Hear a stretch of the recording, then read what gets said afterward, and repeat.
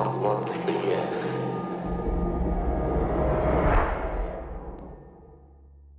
Hi, I'm Lil. And I'm Fitz. And you're listening to Knock Once for Yes. Hello, lovely listeners, and a happy Halloween to you one and all. We continue to live in interesting times, and these last few months have certainly been no exception. I think we're all probably ready for a bit of a break from all the drama, and what better way than to settle in for a good ghost story or two and lose ourselves in tales from history, the dramas of centuries long past, and the unquiet spirits those events left in their wake. In a little bit of good news, we are now finally in the new KOFY studio. I'm afraid it's not quite as dramatic a reveal in an audio-only format, although hopefully you'll be able to hear an improvement in audio quality. But the main drive behind this studio build was to remove a lot of obstacles that were just making it difficult for us to bring you content. And we have to say that so far, working in this new space is so much easier and more enjoyable. You should hopefully all be able to get a bit of a look around at a video we'll be putting out in the next little while, and patrons and Repod supporters will also be getting a sneak peek in our next patron Zoom chat, which is really soon. We've also got a fun extra episode coming out this Halloween, because this year marks the 30th anniversary of the famous, or perhaps infamous, BBC Halloween special Ghost Watch. Something that really formed a significant part of our origin story, so we couldn't let it pass by without celebrating the impact it had on us as budding paranormal nerds and talking to the man behind the curtain, writer Stephen Volk. But first, Fitz, what do we have coming up on today's episode? First up, as is becoming a bit of a tradition in our Halloween episodes, we looked for the cheesiest Halloween tie-in from a business not even slightly related to the paranormal, and we've got quite a good one for you this year. We have listener stories from Megan, Tony and Rochelle, and we walk the ramparts of the haunted Castle of Framlingham, where we might have gotten more of a feel for the place than we originally intended.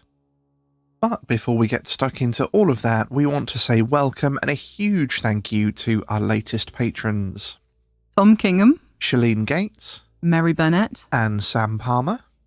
And we'd also like to thank Rebecca Ditzler, Martha Spitzeri and Maggie Brinklow for upping their pledges. And to Afzal Khan for making a donation through KOFY. Thank you so much to all of our patrons, Repod and KOFY supporters, old and new. We simply couldn't do this without you, and we really appreciate your support. And it's purely thanks to your support that we are now coming to you from the brand new shiny KOFY studio. We're really excited to finally be in here, and we're already finding that it's making creating content for you guys so much easier. We can't wait to tell you all about it and show you around very soon. Also, it's been getting a bit active again at KOFY HQ, with lots of footsteps, bangs and other strange noises, and this might have something to do with our latest and rather unexpected house guest, so do keep an eye on the Patreon Discord for updates, and we'll talk more about all that after Halloween. So, it's time to get cheesy! What's pinged the Halloween paranormal radar? Bring me some cheese! For our Halloween radar, we do like to have a bit of a giggle and try and find some of the most tenuous, spooky news stories where firms do their best to cash in on spooky season by covering things like a top 10 haunted bakeries story, where the scariest story is that a bread roll fell off a shelf in 1982 and someone joked it was a ghost sponsored by a bakery company. Or, this luxury mansion is said to be haunted. Look at all the beautiful rooms. And the ghost's only said to appear once every decade in the solarium, but it hasn't been seen in 200 years anyway, and it just so happens that it's up for sale, sponsored by an estate agent. But anyway, the pickings this year were a bit slimmer than usual. I expect it might have something to do with there being a lot more news going on in general than there usually is, and there probably wasn't the space in the papers or time for reporters to cover that weird story where some chap thought the back of his chair was a ghost until he realised he'd left his jacket there before he went to bed. There were a couple, though, from the cute story about people carving pumpkins in the shape of the James Webb Space Telescope's hexagonal mirror array, to the story that I think was actually scarier than a real ghost, where daycare workers in Mississippi were caught on camera on 2 occasions terrorising unsuspecting toddlers by donning scary Halloween masks, sneaking up on the children and chasing them. You might well be pleased to note that they have since been fired. I've said it before and I'll say it again. People will always be scarier than ghosts. On a somewhat lighter note, the winner of Most Tenuous Paranormal Story comes from Burger King, as reported by marketingdive.com.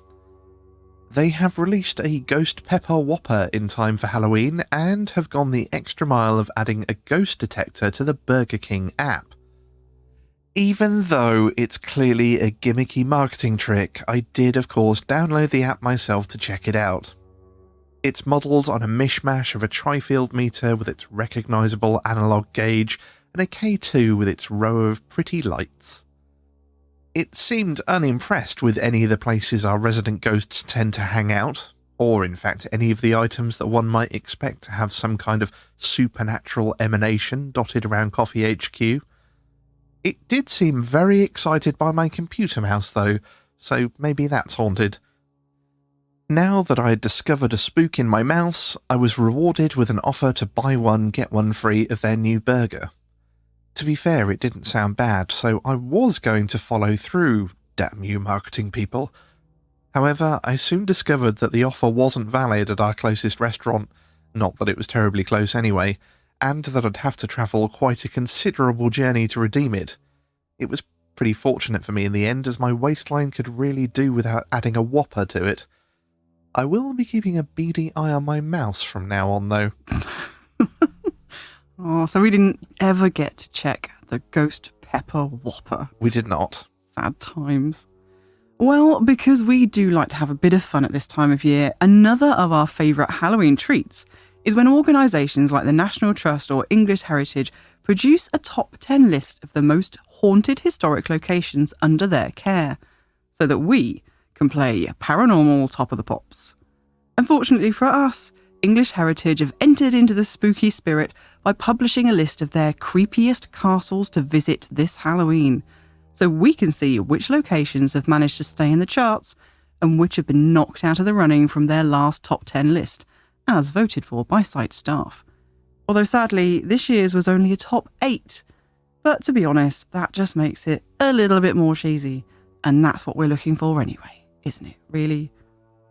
So, starting all the way down at number 8, Bolsover Castle in Derbyshire has fallen from great heights, topping the last chart at the number 1 spot. This 17th century aristocratic retreat has plummeted to the bottom of the list, knocking none other than the star of this episode, Framlingham Castle, out of the previous number 8 position. Ousting Kent's Dover Castle from number 7, we have a newcomer to the charts, Battle Abbey in Sussex, the site of that most famous clash of 1066 that shot William the Conqueror to fame.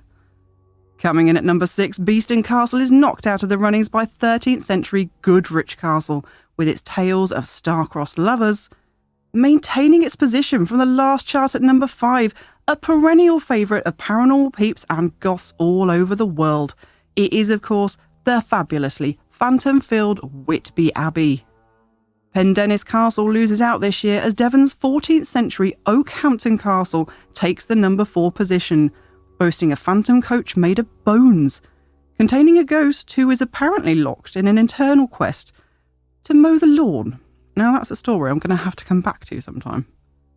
Entering the charts for the first time is the Licking Stones and Secret Dungeon of Cumbria's Carlisle Castle at number 3.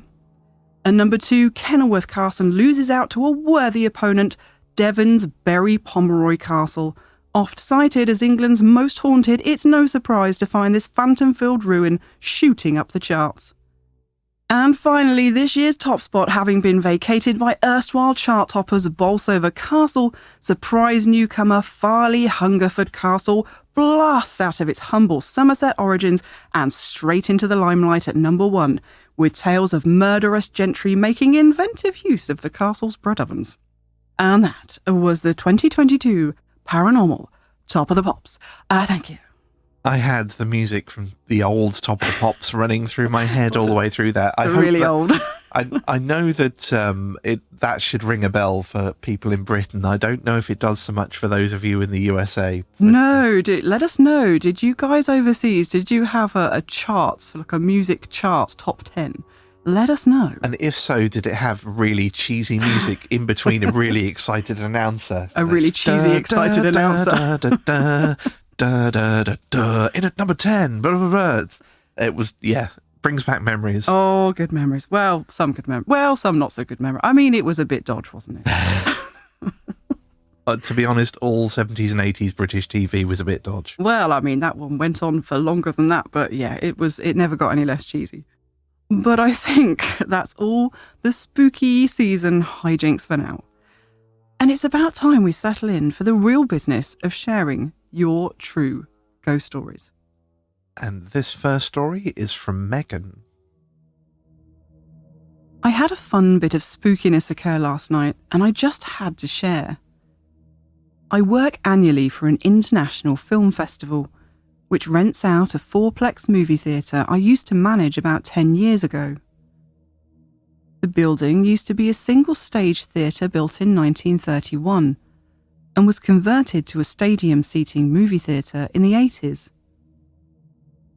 While most of the building was gutted, much of the original backstage area remained and was repurposed for storage.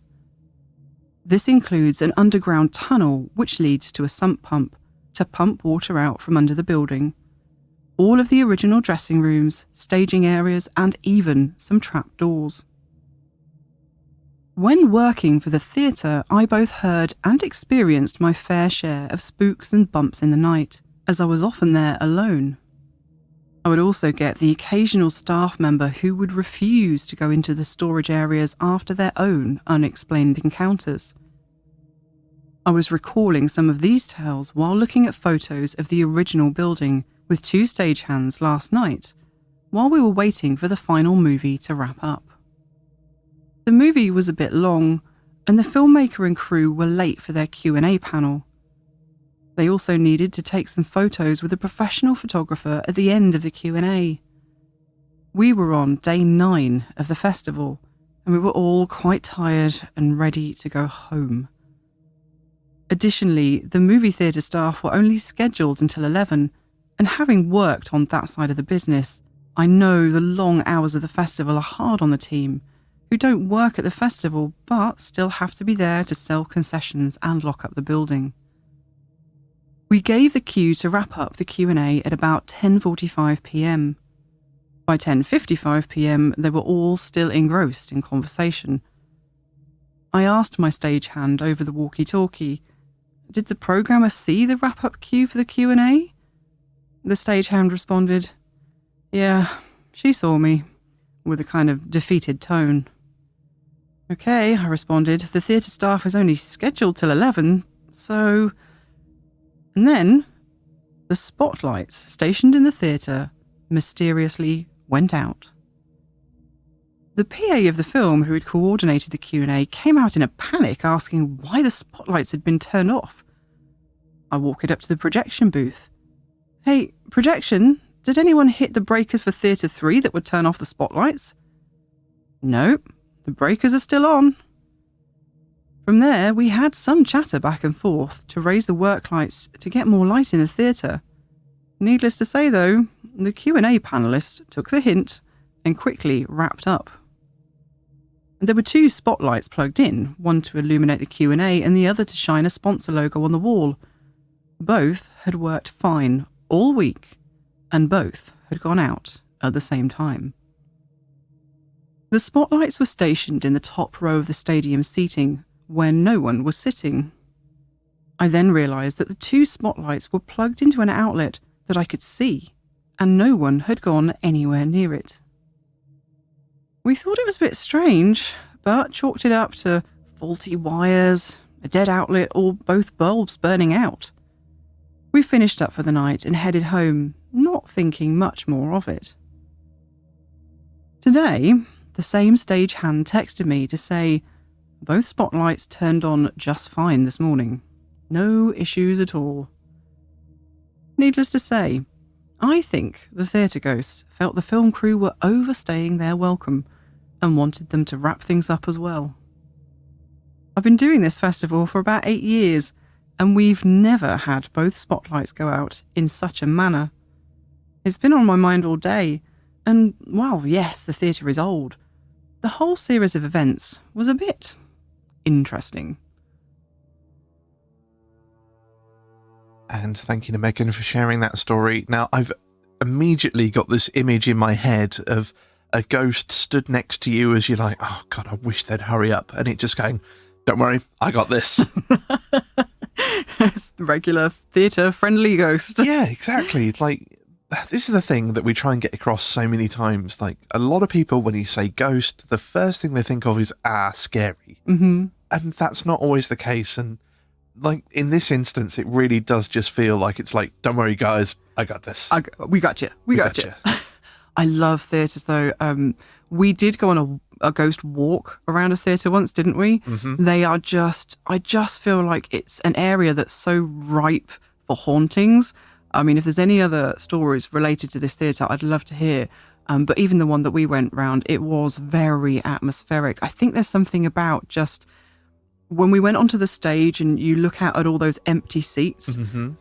You just expect to see something moving, and all the backstage areas and everything. There's so many, and also the amount of emotion that kind of goes on there, you know, when you're performing and kind of drawing upon all these emotions and projecting them out to the crowd.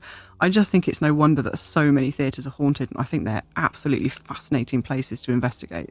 Yeah, I was just remembering that theatre walk we went on, and it was good, but also there was a couple of points that we had issue with, because we asked them to say, you know, is this actually like telling us about the ghosts, or is it an acting thing and you're putting stuff on? They're like, oh no, it's all real. And it wasn't. They put a load of stuff on. Really wasn't. The other thing was, most of it was completely wasted because I saw none of it. Like, until like the end when they were banging on the walls and jumping out at you. It was literally like somebody go, oh, I saw somebody here, and did you see this? And of course I was looking in a completely different direction and missed all of it.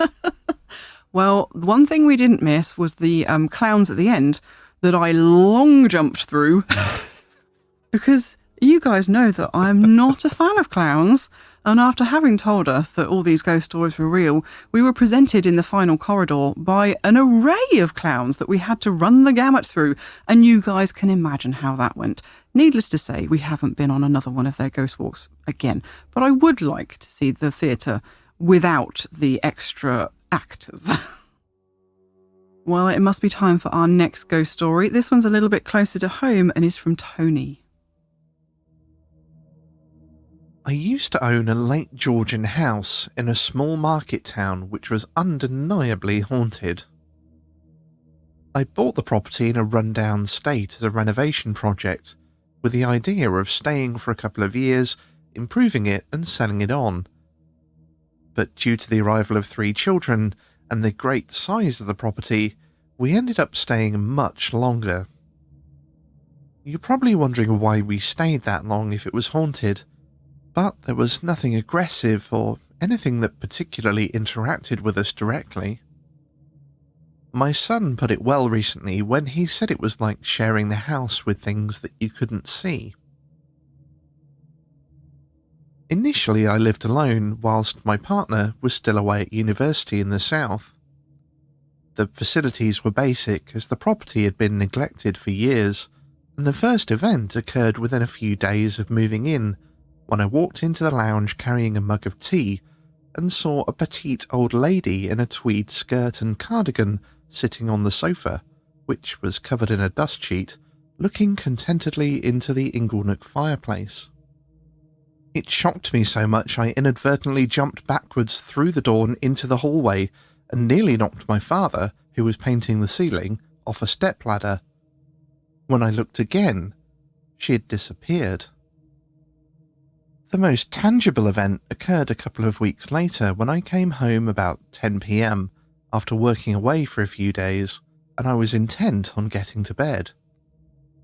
I remember the property was unfeasibly cold when I came in, as I kept my coat on in the temporary downstairs bathroom when I was cleaning my teeth. As I stood at the basin, I suddenly sensed someone standing behind me, and the hairs on the back of my neck involuntarily rose up. I turned around, and standing in the opposite doorway of the dining room was a short, scruffy figure of a man who looked solid and completely real. From the look on his face, he was obviously as confused to see me as I was to see him. My initial thought was that someone had broken in, believing the property was empty. I immediately threw the bathroom door shut and bolted it, being armed with only a toothbrush, and listened for any movement. There was no sound, and feeling braver after a couple of minutes, I threw the door open, charged around the house looking for him, and checking all the doors and windows as I went. But every door and sash window was locked from inside, and there was no chance that anyone had left the house without unbolting anything.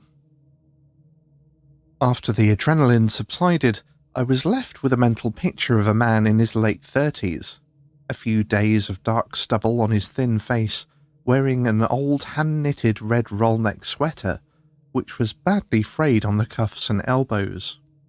Badly worn baggy 1930s or 40s trousers, James Herriot style, and the thing that struck me the most was a pair of old-style work boots that were scuffed down to the grey leather on the toes. His hair was black, curly, and had brilliantine or brill cream on it. He definitely didn't look contemporary, and I'd say the style of dress probably placed him in the 1930s or 40s. For years after this, there was a continuous stream of events such as footsteps walking up and down stairs, regular sounds of children playing on the first floor before ours were born, and possibly a cat or small dog running around on floorboards in an upstairs room, which was carpeted at the time. A plumber who swore a middle-aged woman in a 1940s dress and pillbox hat walked past him and didn't acknowledge his presence in a long hallway when there was no one else in the house. Old-fashioned cooking smells, particularly at night, like someone was baking and cooking old-fashioned stews in the kitchen. It was so strong it would wake both my wife and I up. Frequently, all the ground floor lights were switched on in the morning when they'd been switched out at night. Pictures would often fall or were taken off the walls, but rather than falling vertically, would end up some meters away, leaning in strange positions. Sounds of furniture being moved or thrown around upstairs, and men's heavy footsteps pacing over floorboards of the galleried landing, which at the time was carpeted. Later on, my sons shared a room at the end of a long landing adjacent to a shower room. They frequently complained that they could hear people talking in the room at night, and that the shower isolator switch, with a bright red LED light and loud click when pulled, would be switched on and off in quick succession.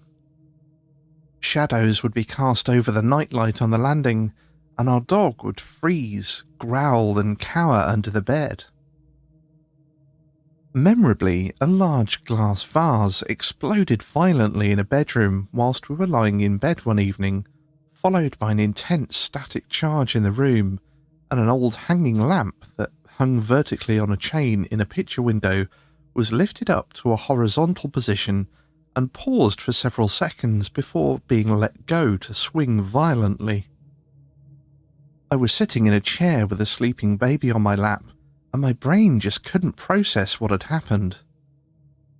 But from all the events over a number of years, that was the particular thing that made me accept that there's no explanation for what had just happened.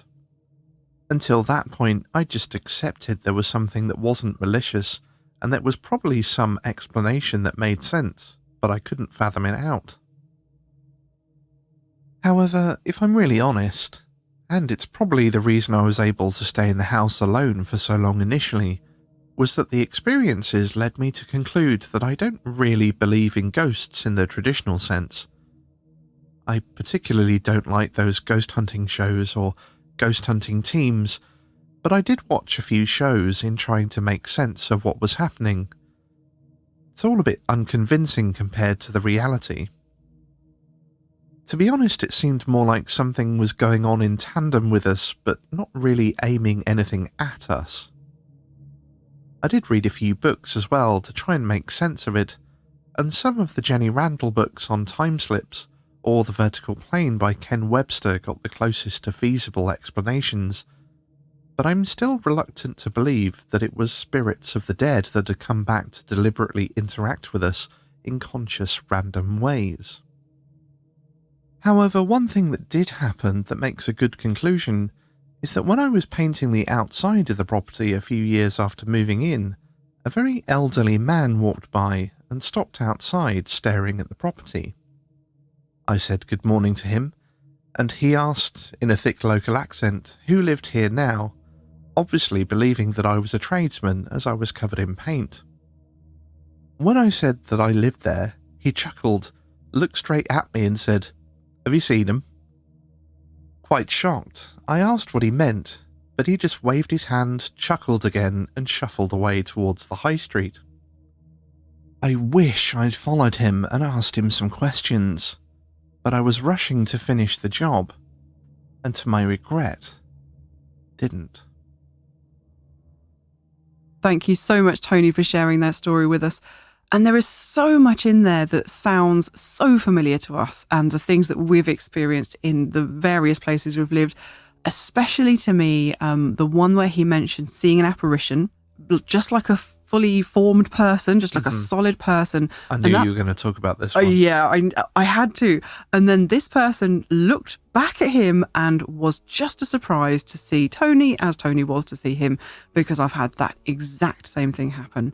And also the story where he thought somebody had broken into the house. We've had that happen here twice, in fact. Once when I was just looking over into the kitchen and there was a person standing in the doorway, and I literally ducked behind Fitz, which was a bit cowardly. But I really thought there was somebody in the house and I visibly just sort of ducked. And the second time was when we just got back from Aston Hall in Birmingham doing a paranormal postcard visit. And we went to open the door and we heard this kerfuffle behind the front door. And we genuinely thought we'd disturbed burglars, and we were really worried because there was just this kind of crashing noise behind our front door. Like somebody was in there and they'd just heard us come home and thought, oh my goodness, and tried to scarper. And not just something that you think the cats might have done. This sounded like someone like dropping the telly or something. Like they'd got something big and heavy that they were just about to lug out and they'd heard us come home. Like, oh no. Yeah, and it was, obviously we looked everywhere. There was nobody. Everything was secure still. Yeah, it's weird. Everything was fine. Even the glass vase that he had explode. Now, that didn't happen to us directly, but it did happen into the house that we lived in to another person. And again, they commented on it at the time to us because there was nothing to cause it, nothing at all. It was just a glass vase that just shattered. I also have to say, I really agree with you, Tony, on your take on the paranormal ghost hunting shows. No, they don't. They don't reflect real life. They really don't. We enjoy watching some of them for sort of entertainment value, but as you would watch a fictional program, I think, a lot of the time. Yeah, I mean, there's better ones. There are some good ones out there still.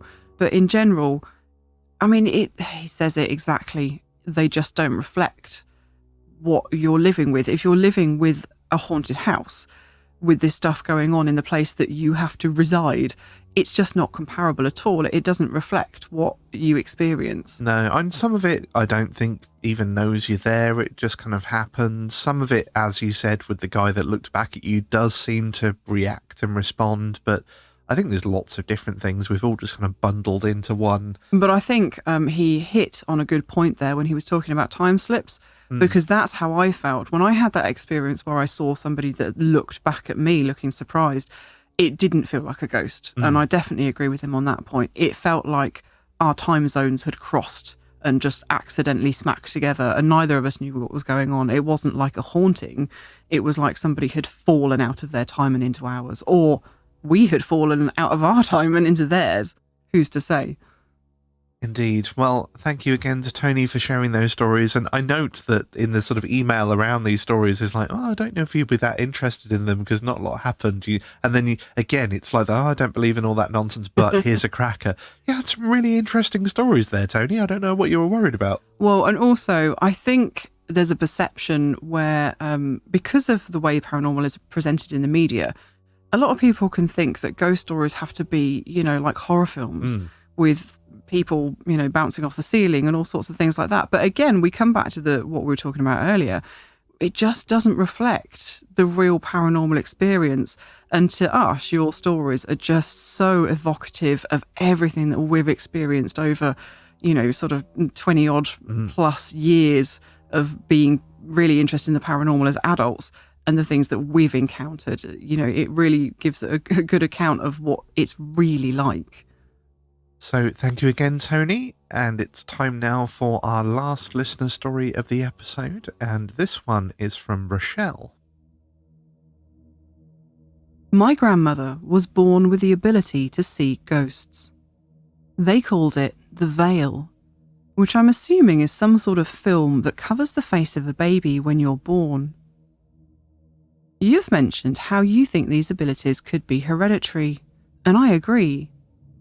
My dad and sister both inherited the gift, while I'm only able to feel things.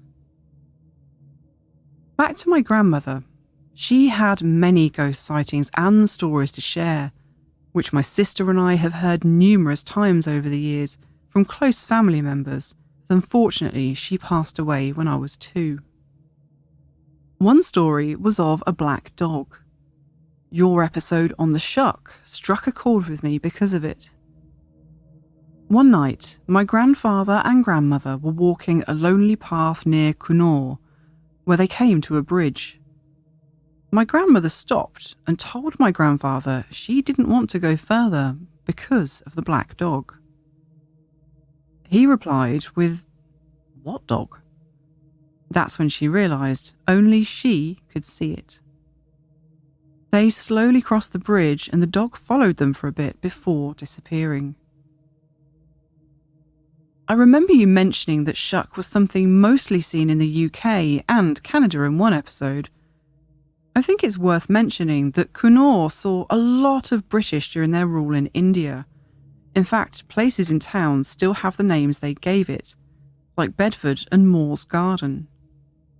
Now we have Anglo-Indians, Indians with ancestors from the UK, settled here like my family. So perhaps the legend came over with them. You've also talked about how ghosts appear to be just ordinary folk.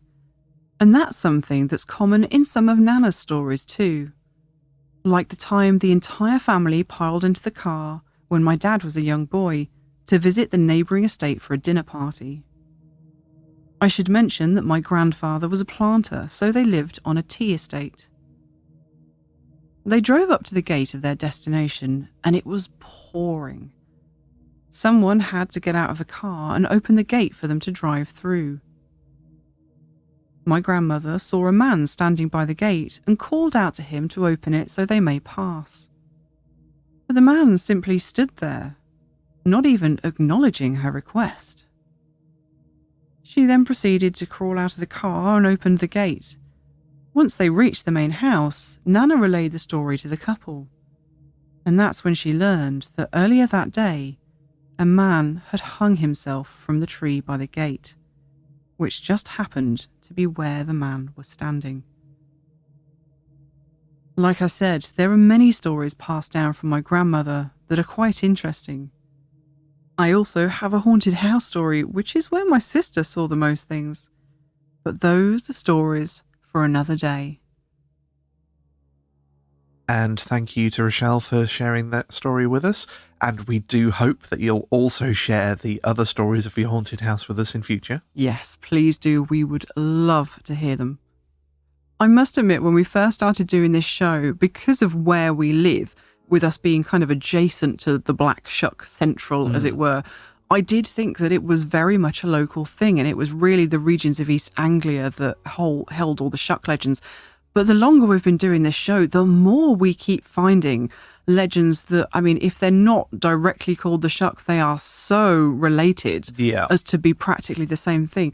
But increasingly just all over the world, which, you know, then it leads you to think there must be more to the legend, surely, you know, because people are seeing something. They're not all calling it Shuck, and they're not all relating it to the Shuck legend, although in this case there would be, you know, a definite case for that with British people being out there and taking the legend with them. Mm-hmm. But even so, we see it in other countries that have no relation at all. So what are people seeing, and where does this all stem from that is so widespread? Yeah, I wonder if it goes back to sort of, what's the best way of explaining it, like sort of ancestral memory of the point where we were just beginning to domesticate dogs and they weren't part of the family unit, but they were sort of wild human sort adjacent, but wild. Yeah, quite possibly. The other thing I was going to mention was that Rochelle said that her family can see things, but she can only feel things. And I would just say, you know, don't knock being able to feel things. Mm-hmm. Sometimes that can lead to some very interesting results. So don't do yourself down. And if you want to hear more about that, listen to the next bit of the episode because it comes up. Yeah, plus, not seeing things at 3 o'clock in the morning in a dark house is sometimes a really good thing. Yeah, there is that. So thank you again to Rochelle and everyone that shared stories with us on the show today. Your experiences are why we're here and why we do what we do. So if you've had an encounter that you'd be happy to share, please do get in touch over at our website, knockonceforyes.com. We truly love hearing from you, and we're always so honoured when you choose to share your stories with us. But fear not, it's not the end of the show, not by a long way actually, because now we're going to take you on a road trip to Suffolk, and make sure you've got a nice warming drink to hand, and you're sitting comfortably, because we've got a lot of history to get through, and a good dollop of hauntings as we visit Framlingham Castle. 2022 showed us early on that it was not going to be the easiest year. Amongst various other obstacles thrown our way, the universe also seemed determined to prevent us getting out on the many road trips to amazing haunted locations we had planned. If it wasn't road closures, petrol crises, or failed MOTs, it was poorly pets or household emergencies. Thankfully nothing major, but without fail always seeming to occur on the very day we had a trip scheduled, scuppering our plans and making us feel as though we were under the thrall of some kind of jinx. Such was the case one late May day when we found ourselves having been once again so unavoidably delayed that we had to concede there was no way we were going to be able to complete the 250-mile round trip we'd originally planned. By this point, though, we'd grown so frustrated that we were just determined to go somewhere, anywhere, anything to break this wretched stalemate. Of course, we had a few alternate haunted locations squirreled away in our back pockets for a rainy day, and quickly hunted for one close enough that we could still make a day out of it. To our great relief, we found one that fit the bill. A castle in a small Suffolk town that had recently made English Heritage's most haunted list. Truthfully though, neither of us knew anything more about the place beyond that. I managed a quick flip through a couple of books on ghosts of Suffolk, but only one of them even mentioned Framlingham. And despite the publication being called Suffolk Ghosts and Legends, it mysteriously failed to mention a single ghost in the entry for the castle. But we didn't have time to second-guess ourselves, or do any further research. We figured there must be a reason that English Heritage had included it on their most haunted list, and frankly, by this point, we were just so desperate to get out of the house, and if possible, the county, that we were raring to go, ghosts or no ghosts. So, we threw ourselves and the bare ingredients for a sandwich in the back of a very untidy van and screeched out of the Shire, slightly frazzled before we'd even started. We cut an almost straight line east, and as the miles started to slip away, so too did our frustration, and very soon the all too familiar roads began to give way to winding, leafy country lanes. in which we got a bit lost for a time, but we didn't care. We were out. We were going on an adventure to a haunted castle. What else mattered? It reminded me of the childhood holidays that had sparked the love of everything we do with the show in the first place, when I would be bundled into the family car with no clue as to where we were headed for the day, and tumble out later hungry for ice cream and adventure, and the delicious thrill of catching that first glimpse of some crumbling stone edifice or another in the distance, and wondering what secrets and mysteries I might discover there. We soon realised that our almost total ignorance of the destination gave us an opportunity that we hadn't had in a long time. Back when we first started doing the paranormal postcard visits, it was quite common for one or even both of us to arrive at a destination with little to no information about its history or hauntings. Now, this may not sound very beneficial, but it did mean that we got to explore the site with very little bias as to the hauntings that might take place there. And it was always a lot of fun to try and get a sense of the location, pick up on any places that felt particularly strange or spooky, and then figure out later if our spidey senses were on the mark or not. But over the years, as we've made trips further afield that required much more planning for both travel and filming, this has fallen by the wayside somewhat.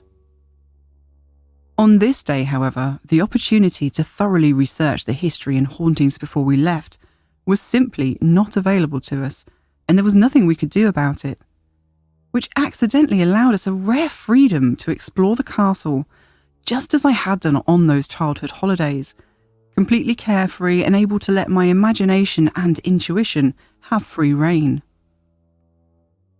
I have to say that it was not the best day for visiting castles. It was overcast, bruised-looking clouds promising rain were being whipped across the sky by a high wind. As we pulled up in the small car park, we got our first glimpse of Framlingham Castle before we had even stepped out of the van, and the brooding weather only contributed to how easily the view could have graced the cover of a Gothic novel. The first thing I noticed was how remarkably intact it looked. In my ignorance, I was expecting a ruin, maybe a tower still standing here or there, but Framlingham has no less than 13 towers still standing and a full curtain wall. The main gate is approached by a bridge, what would have once been a drawbridge, and on either side of that gate the massive, formidable-looking curtain walls, built of a mottled grey and brown mix of flint and septaria, stretch off on either side, completely encompassing the inner courtyard. Battlements cut a classic angular toothy shape along each stretch of wall and the tops of every tower. The tremendous wooden door, tree-ring dated to the late 14 to early 1500s, still hangs in the gateway, in front of which a heavy iron-spiked portcullis would have once been suspended, ready to be dropped in defence at any moment by slashing the suspending ropes. As we walk onto the bridge, we look out over a great moat, the earth falling steeply away from the castle mound into a crevasse-like dry channel below. I'm surprised and awed. This castle looks absolutely formidable, the only relief from its grey, hulking solemnity coming from a series of quirky, twisting red brick Tudor chimneys, sprouting improbably from the stern battlements as though they were accidentally dropped there. There were more surprises inside. Considering that we weren't even expecting this castle to have intact walls or towers, imagine our surprise when we entered the inner courtyard to find a house inside it.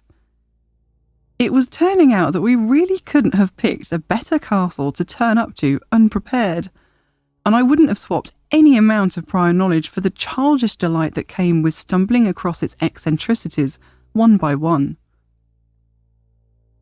Usually, the exterior protective walls of a castle are the last architecture left standing, and with good reason. They were built to defend against arrows and swords and fire and battering rams, and by necessity they were usually several feet thick. At Framlingham, they were indeed built 7.5 feet thick, so it's understandable that these walls and towers would be more likely to survive 800 years of weather and wear. But of course, these defensive castles were not just empty walls. Once upon a time, the inner courtyards would have been bustling with activity, and there would have been many buildings within. Halls, living chambers, stables, outbuildings. But these structures weren't built to withstand attack as the castle walls were, and were much more subject to being altered and demolished as times changed. And so too did the owners and function of the castle. So here in England, we're quite used to entering the great gates of a castle to be met with a lot of empty space. Maybe a small wooden ticket office, the entrance to a tower or two, but here in Framlingham's courtyard is something most unexpected. A bright red brick house with a neat little flower bed, gabled windows, and what looks to me like a rosebush climbing jauntily up 2 of its 3 stories. This isn't a relic of the medieval courtyard buildings. Those are sadly long gone, just like so many others, but a strange twist in Framlingham's history caused there to be new buildings constructed where Norman and then Tudor architecture had once stood. It was all the more surprising because of how domestic, even homely it looked, creating such a stark contrast to the very military-looking Norman walls and towers. Behind and abutting the very aptly named Red House, another longer building of grey and cream stone with a red tiled roof follows the line of the castle wall and ends in another wing at right angles, the whole collection creating a U shape. The far end of this U seems as if it has a massive slab of castle wall stuck on the end of the more modern stone building, and in fact it has, as this area now occupied by the U-shaped buildings was where the castle's great hall once stood, and that odd-looking lump of grey and brown stone is the last standing bit of one of the medieval buildings. There's no remaining sign of the very first hall built on this site, and only scant traces have been found of the earlier structures. The original castle would have been a modern bailey with a timber palisade, thought to have been built around the year 1101, when King Henry I granted the Manor of Framlingham to Roger Bigod, the Sheriff of Norfolk. A name that may well seem familiar to you, as it did to us, as the Bigods were also the founders of Thetford Priory, a location we previously visited for this show, and had a pretty strange experience in. Framlingham seems to have been in on and off ownership of the Bigods for many years. The family constructed the initial wooden defences here, and later were responsible for the first stone walls and buildings, but they were also partly responsible for their destruction. You see, if anything really stood out to us about Framlingham's history, and the owners it passed through, it was that it seemed in an almost constant state of ping-ponging back and forth between its lords and the crown.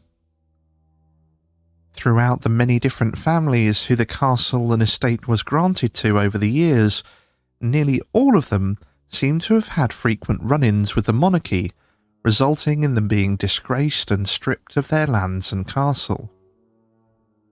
I lost count trying to track all of the owners who had lost the castle over a dispute with the crown, with the Bigods being no exception, and it was one of these altercations that led to the original castle defences being demolished. Roger Bigod's son Hugh had already had one run-in with King Henry II, who had confiscated all of Hugh's properties in 1157. He gave Framlingham back a few years later, but not long after, in 1173, Hugh joined a rebellion against the king, and lost. And this time King Henry didn't just take Framlingham, he ordered that the walls be demolished.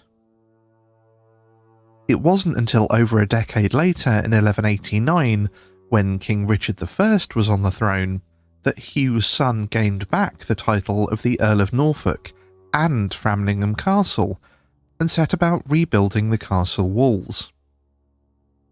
And incredibly, it's these massive medieval curtain walls that still stand today. Walls that have watched countless dramas unfold within their shadow. And this brings us to the next surprise that Framlingham had in store for us: the Wall Walk.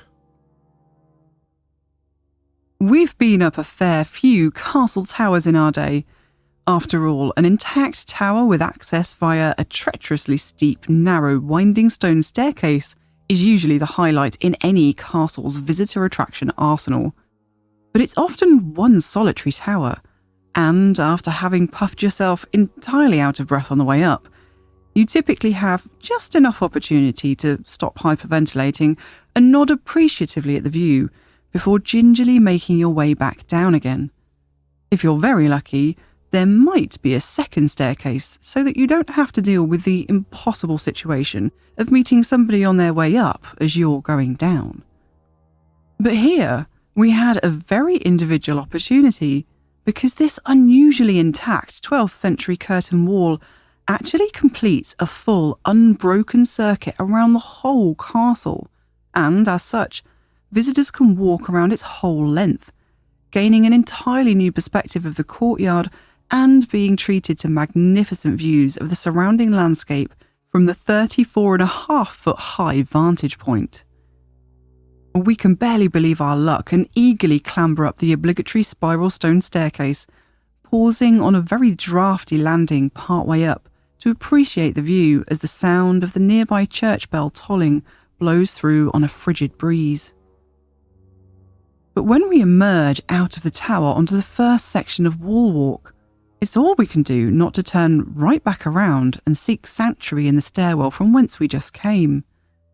It felt dizzyingly high, and the wind that had been blowing us around even on the ground was now buffeting across the aerial walkway as though it would happily rip the cameras from our hands and the shirts from our backs, and we quickly tucked the electronics away to have our hands free to white-knuckle clutch the handrail, all thoughts of recording a jaunty piece to camera from this amazing vantage point put aside. We hesitantly edge our way across to the next tower, the walls offering a brief respite from the wind and the sight of the sheer drop on either side of us. Taking a moment to collect ourselves, we remark our surprise at the amount of anxiety this wall walk is causing us. Admittedly, I'm not the greatest fan of heights, but Fitz used to fly gliders and is always talking about wanting to jump out of planes and other things that sound so utterly hideous to me, so it's very unusual for him to be worried about a drop of 34-odd foot.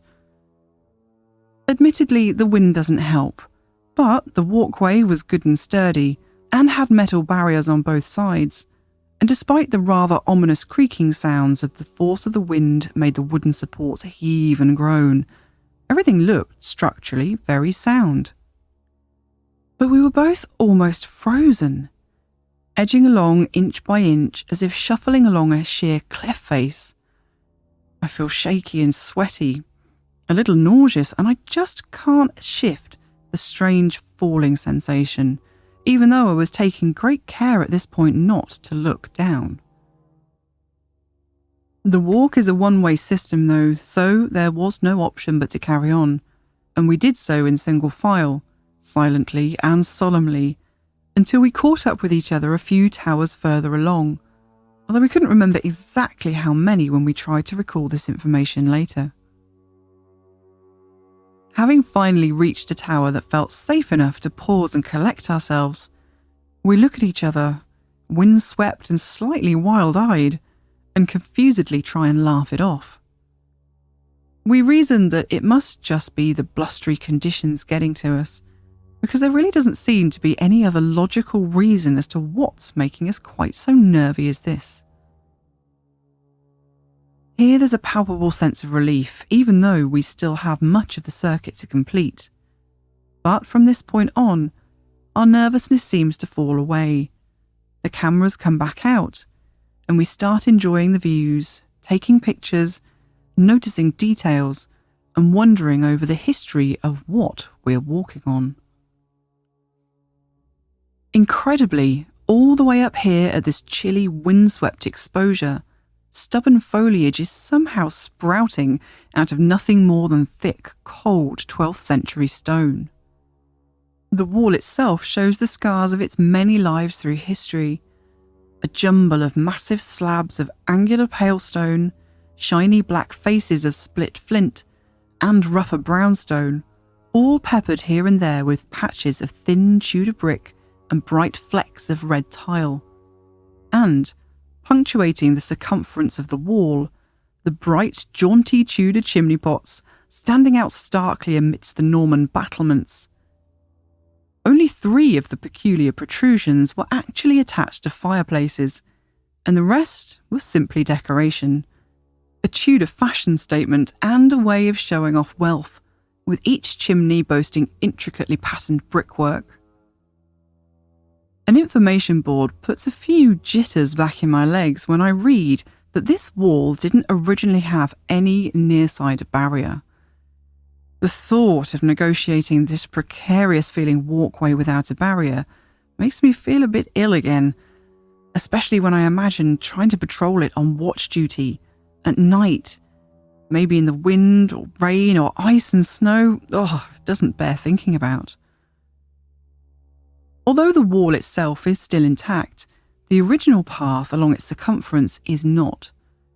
The route passes through the shells of the castle's 13 towers, all standing hollow now, their inner walls missing and only gaping holes left where wooden joists would have once rested to remind us of the floors that have long since crumbled. The walkway passes suspended through these hollow towers, and looking down we can see the remnants of windows, doors, even fireplaces that remind us of the many generations of people who would have passed through these spaces, worked in them, slept in their adjoining chambers, hastened through them to reach the wooden fighting platforms that were once perched up in the battlements. I can so vividly imagine the people who could have lived and worked in these structures that I begin to feel a little like a ghost myself, passing as I am quite improbably suspended in mid-air through the towers, sometimes at a different level to the original floor. It reminds me of all the ghost stories I've heard in which an apparition is witnessed seemingly wading through the floor at waist height due to a historically different floor level. But it turned out that I wasn't to be the only ghost on this wall walk, and one of Framlingham's spirits did in fact turn out to have only been visible from the waist, although not in the way you might expect. A custodian of the castle, resident from the 1940s to the 1950s, reported that she would occasionally see ghostly soldiers traversing the wall walk at night, still doggedly going about their sentry duties from a time when the castle was still a manned fortress. But somewhat stranger, and somehow even eerier than that, the custodian's son once saw a disembodied pair of phantom legs walking up towards the castle's bridge. No torso and no head, just a very unsettling pair of legs. There was no possible reason for the apparition's lack of body suggested, and frankly I'd be hard pushed to think of a likely one, but I think we can be certain, in this case at least, that there was no chance the witness could have accidentally mistaken a living person for the spirit. One thing that did pique my interest, though, was our later discovery that workers laying pipe outside the castle gates in the 1950s uncovered a Saxon cemetery containing the bodies of at least 50 men, women and children. So maybe the disembodied legs didn't hail from the era of the castle at all. Maybe they were from a much more ancient resident of Framlingham, or homestead of Framila as the roots of the name indicate it might have been called back then. If nothing else, it certainly gave me pause for thought, realising we may have unwittingly traipsed over a Saxon burial ground on our way into the castle. We weren't given any further clues as to the identity of the ghostly soldiers either. So what traumatic events could have led to an unquiet spirit still determined to stand guard at Framlingham? Well, we do know the castle saw siege during the reign of the villainous King John, yep, the very same one made famous by the Robin Hood legend and described by his contemporaries as more tyrant than king. King John visited Framlingham on good terms in the year 1213 and was entertained there by Roger Bigod II. But over the next few years, the relationship between the king and the Bigods soured, as the king demanded higher and higher taxes to fund wars abroad, and fell further and further out of favour with the barons of England. In 1215, things came to a head, and the barons demanded that the king agree to a document that limited the king's powers and set out certain legal rights. This was to become what we now know as the Magna Carta. There were 25 barons named as enforcers of this agreement, holding the king to account, and Roger Bigod II and his son Hugh were at the top of that list of names. As you can imagine, King John wasn't best pleased by this, and showed his displeasure in 1216 by marching to Framlingham and laying siege to Bigod's castle. At the time of the siege, Framlingham's military contingent included 26 knights, 20 sergeant-at-arms, and 7 crossbowmen. But Roger Bigod himself was away, and for reason we can only speculate over, the castle surrendered after only 2 days. So could this siege have been the origin of the phantom soldiers walking Framlingham's walls?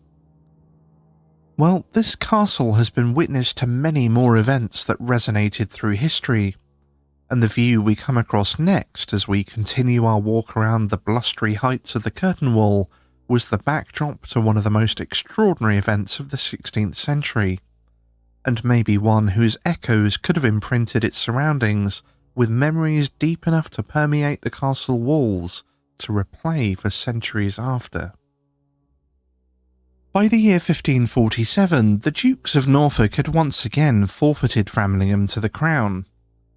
The castle had been granted to the Howard family for some years by this time, the last of whom, Thomas Howard, was reported to be a most undesirable, scheming, and ruthlessly ambitious duke. And if you haven't heard of the fellow himself, you likely will have heard of his 2 nieces, Anne Boleyn and Catherine Howard, both of whom he offered up as wives to King Henry VIII, only to turn on them when they fell from the king's favour, even presiding at Anne's trial and execution in 1536. As if that wasn't enough, he was also known to have imprisoned his own wife in order that he could install a mistress in his household. This may have backfired on him somewhat in later years though, when Howard was convicted and tried for high treason, and at his trial, his wife, children, and his mistress all came forward to give evidence against him. Howard narrowly escaped execution, but only because King Henry VIII dropped dead just 24 hours after sentencing him to the chopping block, and court officials didn't want to inaugurate the reign of a new king with immediate bloodshed.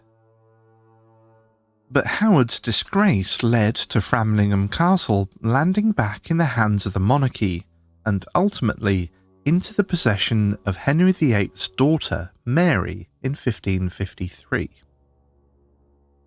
The scene that we look out at now would have looked quite different in Mary's day. From a very rickety feeling wooden walkway bridging a gap in the top of the curtain wall, suspended over a sheer drop down to the deep castle moat below, we can see the Suffolk landscape stretching off into the distance. Directly below us, the well-manicured grass bears signs of the lower court that would have once stood outside the castle walls. There were likely granaries, barns or stables standing here originally, but by the 16th century this would have overlooked scenic gardens with herbs, fruit trees and ponds. Further west is the Mere, a large lake that would have been just as familiar to Mary Tudor as it is to residents today, although it would have been larger and provided the castle with fish, duck and geese for the table. But beyond this, the landscape would have looked very different in Tudor England.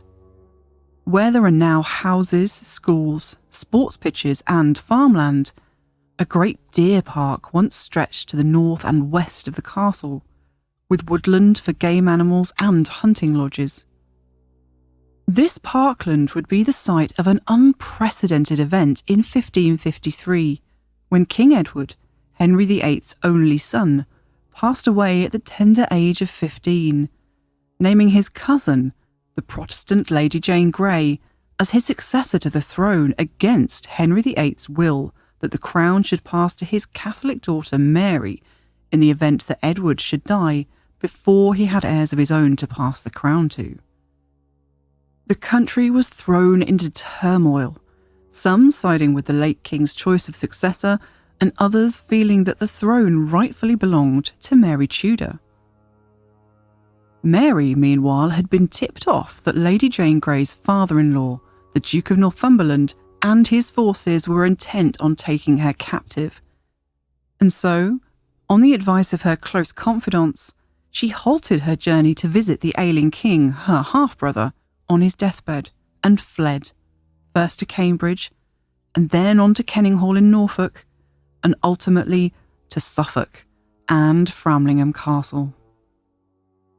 This was the strongest of her fortresses, a place where she could rally her troops to defend against Northumberland and his men, knowing that they were chasing her down through East Anglia. And rally they did, in great numbers. Eyewitness and contemporary writer Robert Wingfield, a Suffolk gentleman and an ardent supporter of Mary's, recorded events as he saw them unfold in that July of 1553. Now that men from all ranks of life were joining her every day, the Queen's forces were wonderfully strengthened and augmented, and on the sovereign's instructions, her personal council discussed how best they could move their headquarters. For, with consummate judgments, the Queen recognised that her house was utterly inadequate to withstand an enemy attack, or fitly to accommodate her much increased forces and household.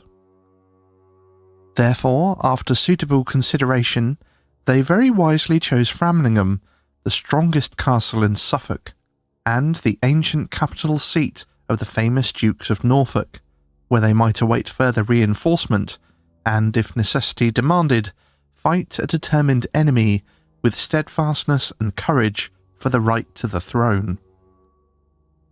She hurried on to reach Framlingham Castle about 8 o'clock in the evening, where as many as possible of the local gentry and justices, together with a crowd of country folk, awaited Her Highness's arrival in the deer park lying below the castle. Where we stood on the curtain wall, looking out across the Mere and Nature Reserve, with managed fields beyond and the sprawling Victorian spectre of the Framlingham College boarding school in the distance, Mary Tudor would have looked out across scores of amassing supporters in Framlingham's deer park as they continued to arrive in droves. There were high-ranking and powerful supporters, such as the late King's tax collector, as well as trained military men and country folk from the surrounding counties who had no military training at all. Wingfield described Mary riding out from the castle to greet and inspect her troops, and the unprecedented spectacle of her assembled supporters. When the battle lines seemed fully drawn up, Sacred Mary rode out from Framlingham Castle about 4 o'clock to muster and inspect this most splendid and loyal army. After this inspection of the divisions, scarcely had the Queen remounted her horse when a large detachment of cavalry suddenly streamed forth and beat and trod the ground with such a thunderous noise and spread so widely through the field that it seemed like one enemy in pursuit of another. The Queen was much delighted with this show and spent 3 hours there before returning to the castle. On her return, she was greeted with most welcome news, scarcely to be hoped for, that Northumberland had abandoned hope of success because of the continual desertion of his supporters, and on the 19th of July had likewise taken flight from Bury in the middle of the night. He didn't escape, though, and only the next day surrendered to the authorities in Cambridge, where he was arrested for treason. He was tried, found guilty, and beheaded at Tower Hill in London. And so it was within Framlingham's walls that Mary received word from the Privy Council that they had unanimously agreed her claim to the throne, and she became England's first reigning queen. There had been female heirs to the crown before, but even though there was no actual law against women ruling the country, Mary was the first who would successfully be crowned Queen of England. You might think that she, and Framlingham, would be better remembered for this extraordinary series of events, but instead, Mary would go on to be remembered for the horrific persecutions enacted under her reign in the name of religion, earning her the nickname Bloody Mary. And for all that you might think that this momentous day should have led Mary Tudor to leave some fragment of her shade here, to perhaps haunt the walls of this place of her victory, it is not, in fact, Framlingham she's said to haunt, but Sawston Hall in Cambridgeshire, the place where she stayed just one night on her flight to Framlingham to escape Northumberland's clutches. Brief though Mary's stay at Sawston Hall might have been, it was certainly dramatic. Perhaps dramatic enough to have left a lasting imprint of her spirit upon the property. You see, Mary very nearly didn't make it to Framlingham at all. By the morning after the night she'd spent at Sawston Hall, Northumberland's men had caught up with her, and the story goes that she was hastily smuggled out of the hall disguised as a milkmaid. And even as she escaped towards Framlingham and her future as the Queen of England, either Northumberland's troops or a Protestant mob wanting Lady Jane Grey on the throne set light to Sawston Hall. She rode away, she saw the manor become engulfed in flame. It was burned to the ground, but Mary wouldn't forget the sanctuary that the Hall and the Huddleston family had offered her and promised to help rebuild it. She made good on that promise and granted a license to the family, allowing them to use stone from the ruined Cambridge castle. Mary wasn't to see the completion of the rebuilt Sawston Hall in her lifetime, as she passed away at the age of only 42, some 26 years before its completion. But the rebuilt hall is thought to have incorporated parts of the earlier 14th century manor, so with this in mind, along with Mary's investment in and gratitude to the house and family, and the anxious night she must have spent there, resting uneasily on the run for her life, it's not hard to imagine why her spirit might still linger at the estate, which does seem to have a whole host of paranormal activity to its name. The Huddleston family and guests have heard the sound of laughter drifting downstairs from the empty rooms above, as well as the sound of spinet music playing, even though there was no such instrument present in the house. The tapestry room and adjoining panelled bedroom are said to be the most haunted parts of the house, with the bedroom door latch having been seen to rattle and lift of its own accord in the dead of night, whilst a grey lady has been witnessed drifting through the tapestry room. When SPR members Roger Clark and Tony Cornell investigated Sawston Hall, we can't seem to do an episode these days without stumbling across old Tony, can we? They were awoken from their slumber in the haunted bedroom to hear knocking sounds coming from the ceiling area. Despite being 5 in the morning, Clark was nevertheless present-minded enough to turn on the tape recorder before he went back to sleep. In the morning, when they played the recording back, they were surprised to discover that it had picked up the sound of a woodwind instrument playing. Of course, not all these events are attributed to Mary Tudor, but her shade has apparently been seen both in the tapestry room and on the grounds, having been positively identified beyond a shadow of a doubt by staff who recognised her from the portrait of the Queen that still hangs in the hall.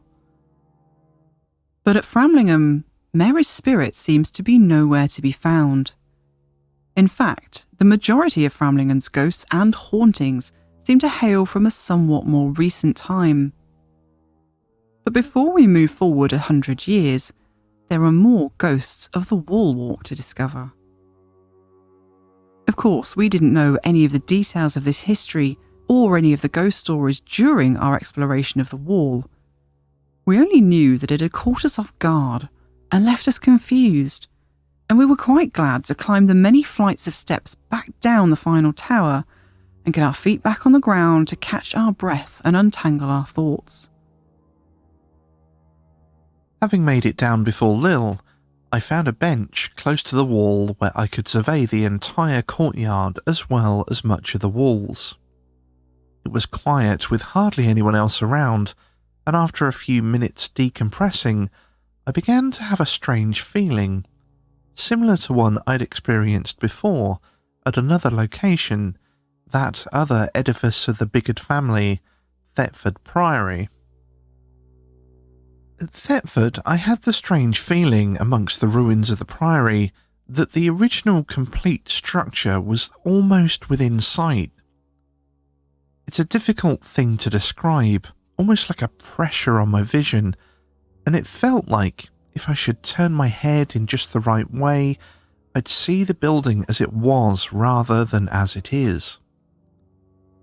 Perhaps even like I had seen the building before in its prime, and it was a memory trying to force itself over what I was currently seeing, even though in both cases the buildings had been in their current state since long before I was born. I'm not sure that I didn't even squint a little or cock my head to the side to pander to the sensation in the hopes of more directly experiencing the castle. I dread to think what the staff or other visitors might have thought of the strange man on a bench with half-closed eyes, head lolling and with a strange expression on his face. Try as I might, though, the feeling remained just that, a feeling, and the castle steadfastly refused to materialise in its former glory. I was left, though, with a feeling of being a little displaced, and that I was somehow in two places at once. When Lil joined me, we discussed our strange experience at the start of the wall walk, the misplaced dread and the odd falling sensation we had both felt for that first stretch of wall. Talking about it now that we were on the ground and surveying the length of it from a different perspective, it seemed even stranger, as now we could see that the later section of walkway, where the feeling had dissipated and we'd felt much more at ease, was actually much more open to the elements, and included long unprotected sections with no cover, as well as the rickety-looking bridge connecting a collapsed section of wall that had creaked and moaned worryingly in the wind. It occurred to us then that maybe the odd sensations were less down to the wind and the height, and maybe more to do with the memories of the place. I thought back to the notice board declaring that there'd been no barrier on the courtyard side, no handrail or protection from the weather or any misstep, and I wondered how many mishaps had occurred, how many souls had trodden a fearful deadly path along its circumference in all weathers and in the dark of night. Had the collective trepidation of all those who went before us seeped into the very stone itself, lingering down the centuries and insidiously intruding on my thoughts? We decided to explore the same area from the ground and see if any odd sensations were to be found at the bottom of the wall. And sure enough, even with our feet firmly on the ground, there was a heavy atmosphere in this place, and looking up at the wall above, a peculiar dropping feeling of something moving downwards in slow motion. We had no idea at the time about the ghostly soldiers seen atop the battlements, so discovering that was curious enough. But when we dug a little deeper into the paranormal sightings at the castle, we discovered something rather chilling.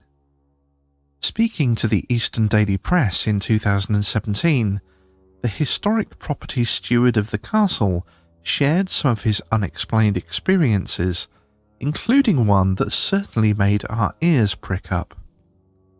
He said, "On one evening I was up on the wall walk, walking over the gate towards the house. All of a sudden I felt like someone was following me. When I turned round expecting to see a colleague behind me, I saw a dark figure with a white face walking towards me about 10 meters away. I double-took, and the figure had disappeared.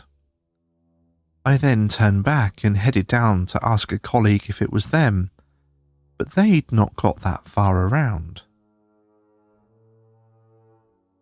Upon realising the significance of this, we quickly checked the guidebook's layout map of the castle and wall walk, and confirmed what had sparked our excitement.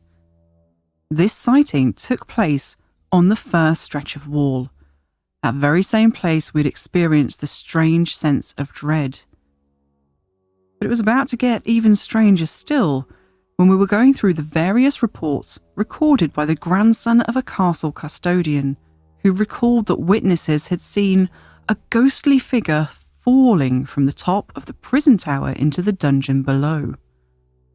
A ghostly figure falling.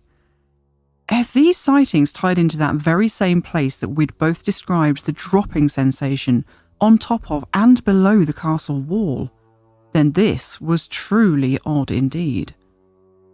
Our map checking reached fever pitch, but none of the towers were labelled as the prison tower. Finally, we found a clue in the guidebook, which said, "The western tower is often called the prison tower, and it's possible that the deep pit in front of the tower may have served as a dungeon."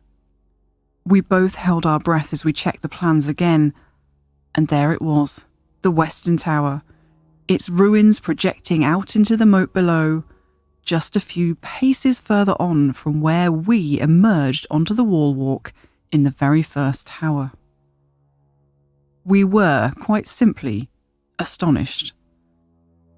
But of course, walking around the castle grounds, exploring on that late May day, we knew none of this, so we merely noted our feelings and continued. And it wasn't long before we came across another area that didn't feel quite as it should. Moving away from the wall, with the main castle gate behind us, we approached the curious red brick house.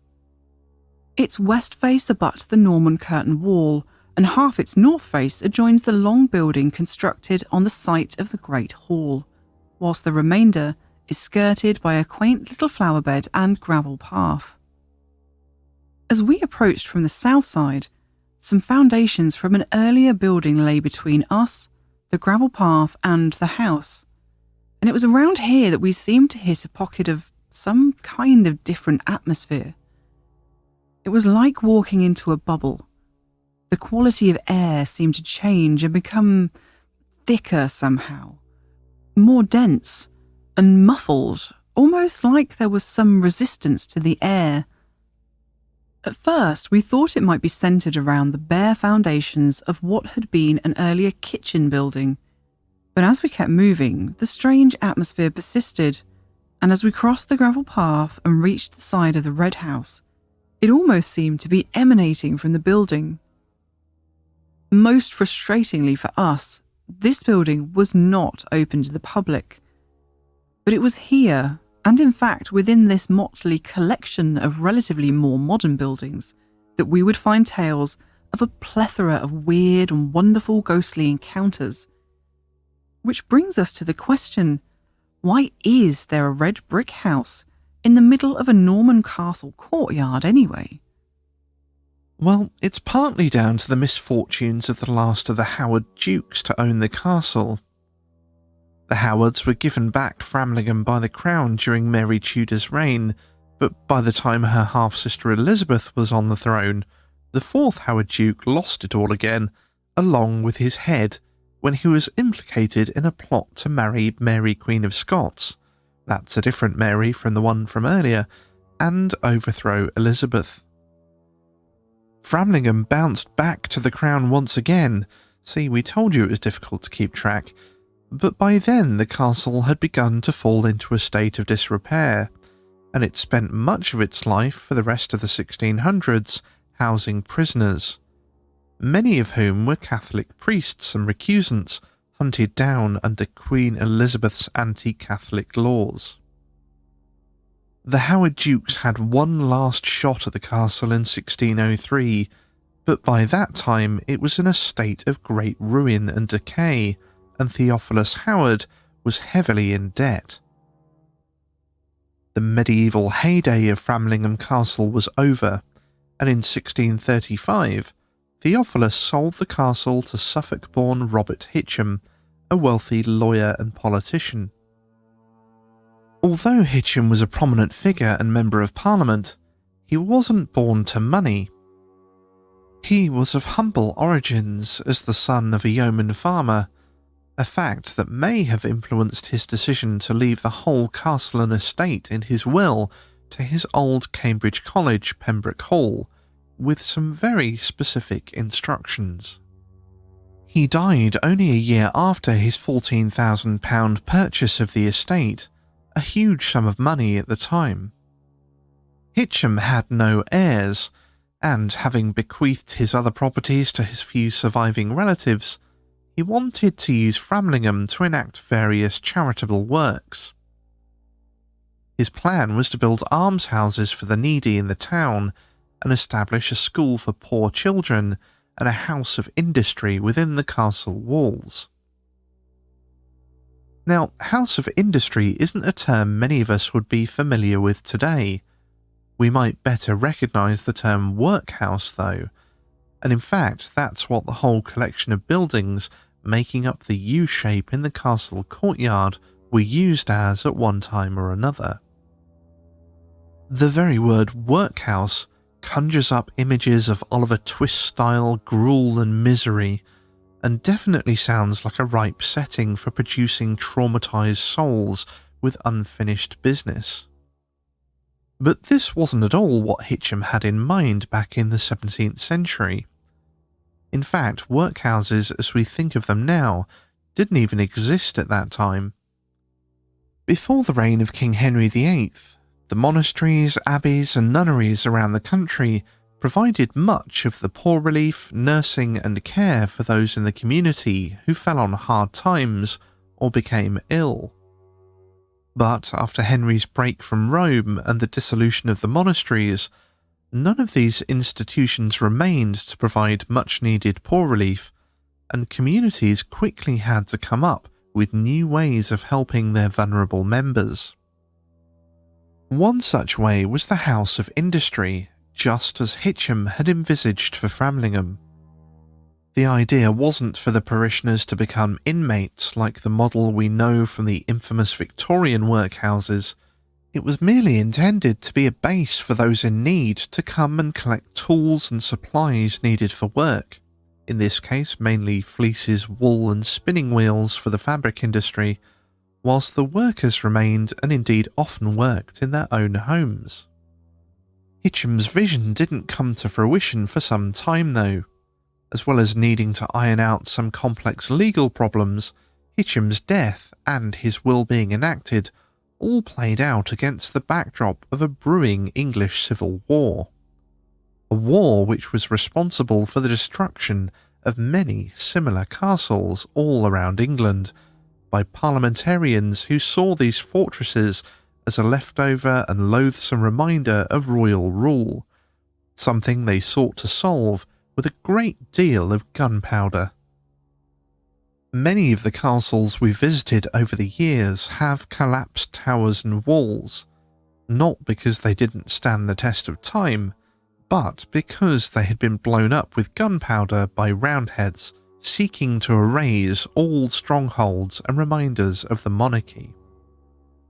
maybe Hitcham had unwittingly spared Framlingham from this fate. By the time the Civil War rolled around, the castle wasn't in the hands of royal-appointed dukedom, but bequeathed to a college for use in charity. And although his house of industry wasn't built until after the war had ended, there had been some provision for poor relief and schooling established within the castle walls before that time, using what was left of the original courtyard buildings. Most of these buildings were derelict, and Hitcham had specified that they be pulled down. All except one section, known as the North Range, which remained fairly intact and usable. Now it became apparent to us why the strange white building sticking out at the far north end of the U-shape looked like it had a bit of castle wall still clinging to it. This then was all that remained of the North Range and the original castle buildings, and it was this remaining medieval structure that remained in use all through Framlingham's years as a workhouse and school. Interestingly, there is a great focus on the history of the workhouse within the information widely available on the history of the castle, which makes sense. After all, it's one of the very few remaining examples of a very early workhouse, with the construction of the Red House dating to 1664. And in addition to this, the site shows a rare example of the progression of the workhouse institution through the centuries and society's changing attitudes to the poor, due to the fact that a second workhouse was built on the site in 1729. This, then, is the long building constructed on the site of the old Great Hall. By this time, the laws and attitude around poor relief had changed and hardened, with the advent of something called the Knatchbull Act, introducing a workhouse test and requiring recipients of poor relief to live on site and submit to the rules and discipline of the institution. The rules around handouts hardened even further in later years, with the 1834 Poor Law, when the government introduced deterrent conditions within workhouses, attempting to put off all but the most desperate of souls by ensuring that conditions inside the workhouse were deliberately much worse than for those outside. And this is where we catch up to our more familiar notions of Dickensian workhouse misery. And Framlingham saw it all, the workhouse there only closing around 1836 to 1837, when inmates were moved to a new Union workhouse built at nearby Wickham Market. And all this is, of course, very interesting, but I find myself hunting down rabbit holes for what became of Hitcham's school. And the reason for this is because there seem to be an awful lot of reports of phantom children about the place. Tales abound of witnesses seeing pale, ghostly faces of children pressed up against the attic windows, and hearing the sounds of children playing drifting gently across the empty castle courtyard. In 1954, the grandson of the castle's custodian was staying in the Red House, visiting his grandparents at a time that some renovation work was being carried out. He recollected that on one particular day, he was playing hide-and-seek with some visiting friends of the family, and the children had barreled into the old hall looking for a hiding spot. In their excited haste, they bumped into a workman, part of the renovation crew. You might think he would have been annoyed by the boisterous children, but instead they noticed that he was staring, ashen-faced, up at the minstrels' gallery, an addition left over from one of the building's later incarnations as a village hall. As the children followed his gaze, their eyes alighted on what had drained the colour from the man's face. A small hand, running along the banister, as whatever it belonged to travelled towards the stairs to the battlements, whereupon it simply disappeared. The children were not perturbed at first, and ran out into the courtyard thinking they were chasing down a fellow playmate. But having got outside, they realised that whoever they'd just seen, it was not one of their number. As they hurtled directly into their companions, every one of them accounted for, and there was no further sign of the mysterious, ghostly child. Now, of course, there would have been children in the workhouse in its heyday. Some would even have been born here, and there's no reason that their spectres couldn't have lingered. But these child spirits seemed rather playful and mischievous, and I just wondered if they might have more to do with Hitcham's school. It took a bit of digging around to find, but in the end I discovered that despite the fame of the workhouse, actually the school seemed to have been established even before the first house of industry and prevailed longer and more consistently than the workhouse. There were times where the function of the workhouse ceased completely. For example, during the Great Plague, when the Red House was used as an isolation ward, or the 30-odd years afterwards, when the property was used as an alehouse, amongst other things. But through it all, the school persisted. By 1722, the boys' school was relocated to a building in the town, but it's thought that a girls' school remained, situated on the first floor of what remained of the North Range, due to the fact that this was referred to as the school chamber as late as 1727. And then in 1841, there are records that a girls' free school was established, again in the North Range, with dormitories for the students in the attic of the old 1729 workhouse. A very good reason, if you ask me, for there to be children's ghostly faces appearing in the attic windows. In fact, it seems as if the attic is a bit of a hotspot for paranormal activity, according to the reports of castle staff, one of whom had a couple of strange experiences up there. On one occasion, whilst looking for something in the otherwise empty attic, the staff member heard the sound of a small stone being kicked across the floor. They continued their search, but the noise happened again, and again, until the staff member felt that something really didn't want them up there, and understandably abandoned their task. Perhaps more disturbingly, though, was their subsequent visit to the attic, during which they noticed a dark figure standing over them out of the corner of their eye. Their experiences weren't isolated to the attic, though. They were also disconcerted to experience a door handle rattling as though it was trying to open itself in another part of the castle. And maybe the strangest of all, a disembodied black boot walked itself out of the doorway to the bakehouse in the old North Range and disappeared into a fireplace.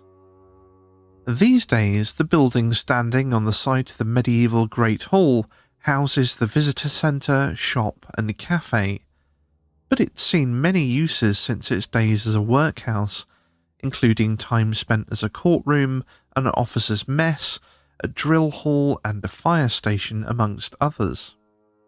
One of its more recent uses was that of a village hall, in which concerts and dances would have been held.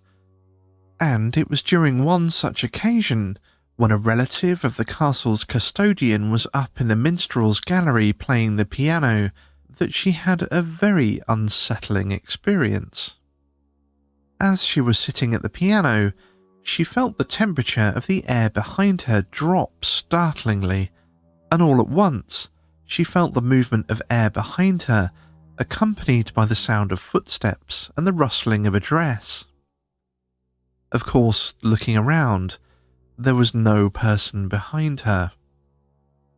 The very same lady was, on another occasion, rather distressed to hear the unexplained sounds of what she described as someone in chains clanking down the stone steps towards the minstrel's gallery. But what of the Red House and the strange atmosphere we'd encountered just outside? Well, the Red House may have the most reports of paranormal activity of the whole castle. For many years, the Red House served as accommodation for the castle custodians, which must have been the most incredible place to live, although not the easiest living conditions, with no running water or drainage until 1957, and no heating or electricity until after 1983. But it's from several of the grandchildren of the custodians between the 40s and 60s that we get a whole array of reports for strange and unexplained activity in the former workhouse. One grandson remembered an apparition that would often appear in the bedrooms of the house, and that dogs would refuse to enter what was then the tea room. Another recalled odd sounds, like that of a noisy crowd, which could be heard drifting over from the old hall. A child's overactive imagination, you might wonder. Well, it would appear not, as workmen on the site would, on occasion, ask the lad to go and tell the visitors that the castle was closed. Of course, the castle was indeed closed, and there were no visitors. Another relative described the house as feeling dark, unwelcoming and cold. They recalled experiencing candles being blown out by an unseen and unwelcoming presence, and the sounds of a baby crying from somewhere in the building. But what's even more fascinating to me is that all these accounts seem to come from around the mid-1950s. And the reason that this is particularly interesting is that during the years between 1955 and 1957, extensive renovation work was being carried out on the Red House, which, after an active life of nearly 300 years, had started to suffer from the ravages of time. We've all heard of renovations kicking off paranormal activity before. So is this what happened here?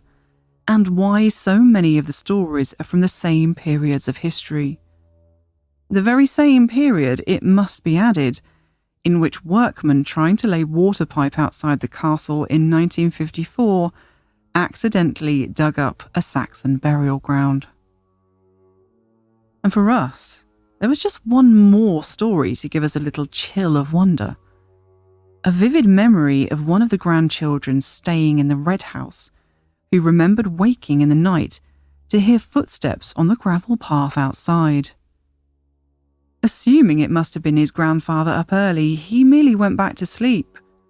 But upon mentioning it to his family that morning, he was instead told of an apparition that walks down the path outside the house towards the prison tower. A spirit that has been attributed to a former prisoner making his final walk through the postern gate to meet an untimely end in the castle dungeon. That well-trodden path runs directly between the south face of the Red House and the remains of the old kitchen block foundations, running along the gravel path towards the west tower. In other words, exactly where we had experienced that odd change in air pressure, the feeling of resistance, denseness, of something that we couldn't quite place. Our trip to Framlingham Castle turned out to have a surprise around nearly every corner, and we left feeling it must be one of Suffolk's little-known treasures, a feeling that only continued to grow the more we looked into its history and stories. I know we talk a lot about research on this show, but I think our trip to Suffolk proved that sometimes the most interesting days out can be had by doing no research at all. At least, not until you get home. And that brings us to the end of another episode of Not Once for Yes. And don't forget that we have a special episode celebrating the 30th anniversary of Ghostwatch coming out very soon. Thank you so much for joining us, and please do get in touch if you've had a paranormal experience that you'd like to share at notonceforyes.com. A huge thank you to our patrons, KOFY and Repod supporters, without whom we wouldn't be able to do what we do. We'll be having our next supporter Zoom chat soon.